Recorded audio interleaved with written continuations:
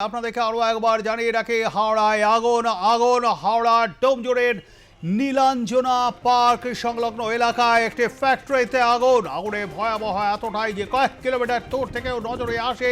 কালো ধোঁয়ায় ঢেকে গিয়েছে গোটা আকাশ। ঘটনায় চাঞ্চল্য ছড়িয়ে পড়েছে। ইতিমধ্যে দমকলের একাধিক ইঞ্জিন ঘটনাস্থলে পৌঁছে গিয়েছে। তবে কি কারণে আগুন লেগেছে সেটা এখনো পর্যন্ত স্পষ্ট নয়। ওই কারখানা মধ্যে কোনো কর্মী আটকে পড়েছেন কিনা তাও এখনো পর্যন্ত কিছু জানা যায়নি। দাও দাও করে জ্বলছে আগুন। আপনারা দেখছেন সেই ছবি হাওড়ার ডোমজুড়ের এক্সক্লুসিভলি। এই ছবি দেখছেন আপনারা আর প্লাস নিউজে। হাওড়ার ডোমজুড়ে বিধ্বংসী অগ্নিকাণ্ড। আগুন লাগে নীলাঞ্জনা পার্ক। হাওড়ার ডোমজুড়ে নীলাঞ্জনা পার্ক সংলগ্ন এলাকায় একটি ফ্যাক্টরিতে গোটা কালো ধোঁয়ায় ঢেকে গিয়েছে এবং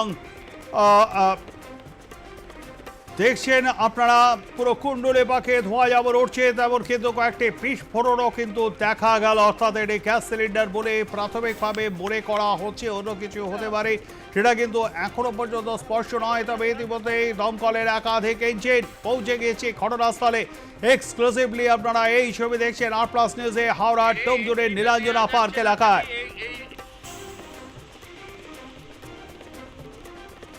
এখনো এর ভেতরে ফ্যাক্টরিতে আগুন লাগে। এর ভেতরে কেউ আটকে রয়েছেন কিনা, কেউ অগ্নিদগ্ধ হলেন কিনা, কিভাবে আগুন লাগলো তা কিন্তু এখনো পর্যন্ত পরিষ্কার নয়। পুরো কালো ধোঁয়ায় ঢেকে গিয়েছে গোটা আকাশ। ওই এলাকায় 1 কিলোমিটার দূর থেকেও কিন্তু দেখতে পাওয়া যাচ্ছে সেই আগুনের শিখা এবং একই সঙ্গে কালো ধোঁয়া, গল গল করে ধোঁয়া বেরোচ্ছে। আপনারা দেখছেন এই ছবি এক্সক্লুসিভলি, এই ছবি দেখছেন আর প্লাস নিউজে।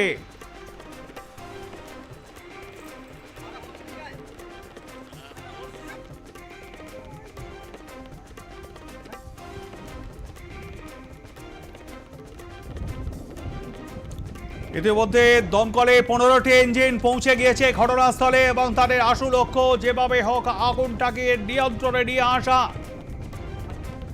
একটি ফ্যাক্টরিতে এই আগুন লাগে। আমরা চেষ্টা করছি আমাদের যে প্রতিনিধি হাওড়া জেলার আছে রণজিৎ, তার সঙ্গে যোগাযোগ করবার জন্য। আপনারা দেখছেন এই ছবি হাওড়ার ডোমজুড়ে নীলাঞ্জনা পার্কের।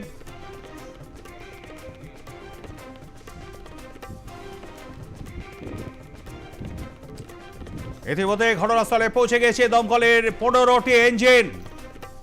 রয়েছেন আমাদের প্রতিনিধি রণজিৎ। রণজিৎ, এই মুহূর্তে কি ছবিটা দেখতে পাচ্ছ?